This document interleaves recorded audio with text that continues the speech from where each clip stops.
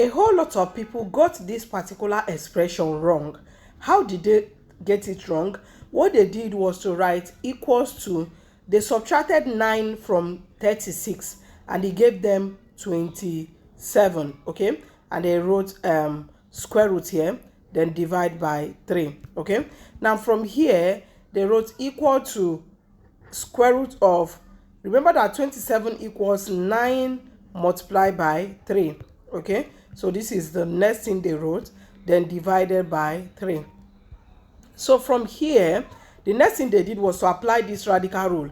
When you have square root of AB, that is A multiplied by B, equals square root of A multiplied by square root of B. So they applied this rule in this numerator. So what they did was to write square root of 9 multiplied by square root of 3, then everything divided by 3. So from here, they wrote square root of 9 equals 3, then multiply by square root of 3, then divide by 3. Now in their next step, they multiplied 3 by this square root of 3, and they had 3 square root of 3 divide by 3. So 3 divide itself here is 1. 3 divide this 3 is 1 as well. 1 multiplied by this square root of 3 equals square root of 3. And they claim that the right answer to this expression is square root of 3. But this is totally wrong. Now let me show you how to solve this easy expression. We are given square root of 36 minus 9 divided by 3. Now what most people did not really understand is that this square root is not for this 9. This square root is different from this 9 here, okay? Now the next thing we are going to do is to express this 36 in index form, okay? So we are going to have 36 here, then we'll draw a line. Now because we'll have even number as the last digit, we are going to divide by 2. So 2 divide 3 will give us 1 remainder 1, okay? And 2 divide 16 equals 8. 2 divide 8 equals 9, okay? Then we cannot divide by 9 because this is an odd number, so we'll go with 3. 3 divide 9 give us 3, and 3 divide itself is 1. So we'll have 2 here, and we'll have 2 3 here, okay? So we are going to rewrite this as square root of 2 squared multiplied by 3 squared, okay, minus 9. Then we'll divide this by 3. So from here we'll have this to be equal to square root of 2 squared multiplied by square root of 3 squared, okay, then minus 9. Remember that we are solving this without a calculator, then we'll divide this by 3. So from here, this will be equal to, this square here will cancel out this square root, and we'll have 2 multiplied by this square here will cancel out this square root, and we'll have 3, then minus 9, divide by 3. Now remember that according to the order of operation, multiplication is of higher priority to subtraction. So we are going to have this to be equal to 2 multiplied by 3 equals 6 minus 9, then divide by 3, okay?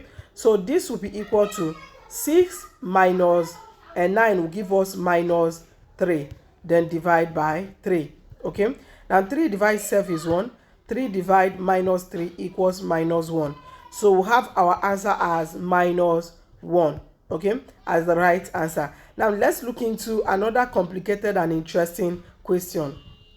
Now in this given expression, 12 divided by 4 divided by 3 multiplied by 9. Now most students in solving this particular expression attended to this multiplication first because they believe that multiplication is of higher priority to division. So they use this 3 divide itself is 1. 3 divide 9 equals 3.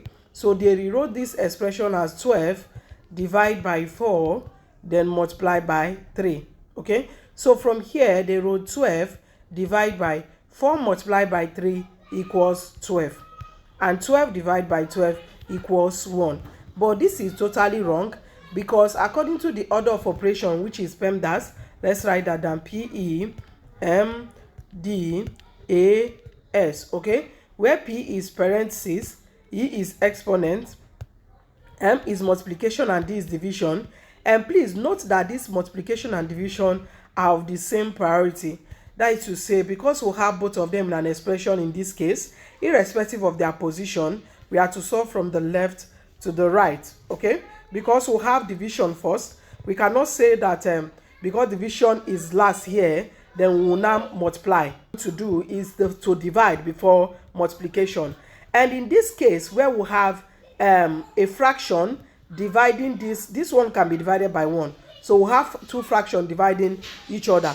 And for that reason, we are going to apply the rule that is called KCF rule. Now, K here stands for keep, C here stands for change, and F stands for flip. So it simply means that if we apply this rule, we'll keep this 12 divided by 1. Then we'll change the division to multiplication and flip this. So we have 3 divided by 4, then multiply by 9. Okay? So from here, this 4 can divide itself and we'll have 1. 4 can divide 12 and we'll have 3. So we are going to rewrite this as 3 multiplied by 3, then multiply by 9.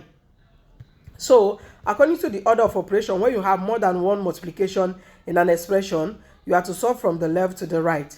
So we have 3 multiplied by 3, and that is 9 multiplied by 9. 9 multiplied by 9 equals 81 as the right answer. Now let's look into more complicated question, okay? I got this particular expression from Facebook, and a lot of people, both adults and students, got this particular question wrong. Now what did they do? What most of them did was to use 2 to divide itself 1. 2 divide 150 gave them 75, okay? So they wrote this expression as 75 divided by 1, okay, plus 30, okay? Now 75 divided by 1 equals 75 plus 30, okay? And 75 plus 30 equals 105. But this is totally wrong, okay? Because according to the order of operation, remember that we have division here and we have addition. And according to the order of operation, division is of higher priority to addition, okay? But looking at this, we can divide this 150 by 1. That means we have a fraction here and we have a fraction here. So it simply means that two fractions are dividing each other. And for that reason, we are going to apply the rule that is called KCF rule. Now, K here stands for keep, C stands for change, and F stands for flip. Okay? So it simply means that we are going to keep 150 divided by 1. Then we'll change this division to multiplication and we'll flip this. So it's going to be 2 divided by 1, then plus 30. Okay? So from here, 150 multiplied by 2, let's do it gradually. 2 multiply 0 will give us 0. 2 multiply 5 will give us 10, and we'll write 0 and keep 1 here. 2 multiplied by 1 is 2, plus this 0 equals 3. So 150 multiplied by 2 equals 300, then plus 30. Okay? Now this will be equal to 0 plus 0 equals 0, 3 plus 0 equals 3, and we'll bring the other 3 down. So the right answer to this particular expression is 330. Okay, now let's solve one more question before we go.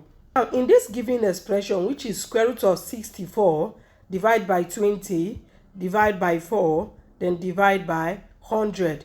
Now for us to solve this particular expression, the first thing we are going to attend to is to simplify this square root of 64. And how do we do that? Remember, we have to solve this question without a calculator. So what we are going to do is to express this 64 in index form.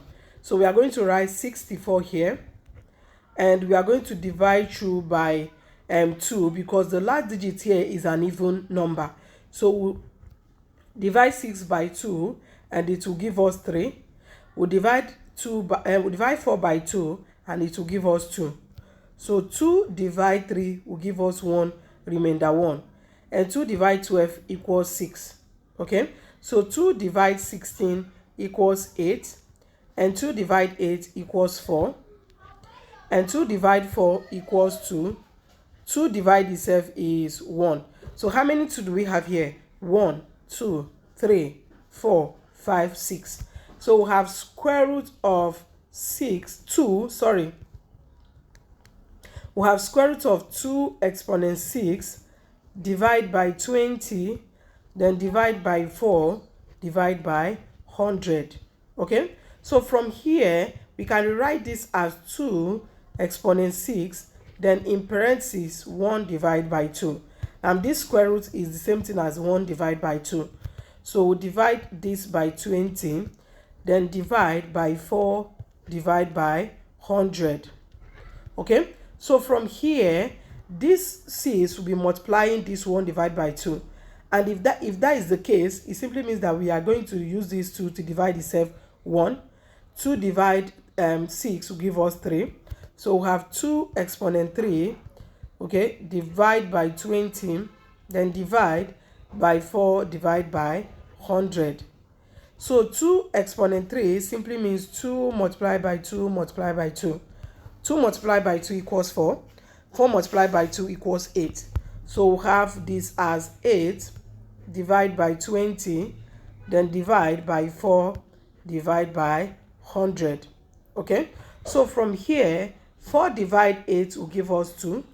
4 divide 20 will give us 5. Okay, so we'll have 2 divide by 5, then divide by 4, divide by 100.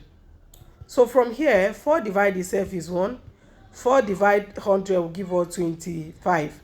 So we'll have 2 divide by 5, then divide by 1, divide by 25. Now for this case, we are going to apply KCF rule. And like we said earlier, K means skip, C means change, and F means flip. So we are going to keep 2 divide by 5. Then we'll change the division to multiplication and we'll flip this. So this is be 25 divided by 1. Remember that this rule is applicable when you have two fractions dividing each other. So from here, 5 divided itself is 1. 5 divided 25 is 5. So we'll have this to be 2 multiplied by 5, which is equal to 2 multiplied by 5 equals 10. Okay, thank you so much for watching to the end. If you find this video interesting, please subscribe to this channel, share this video, and share your thoughts in the comment section.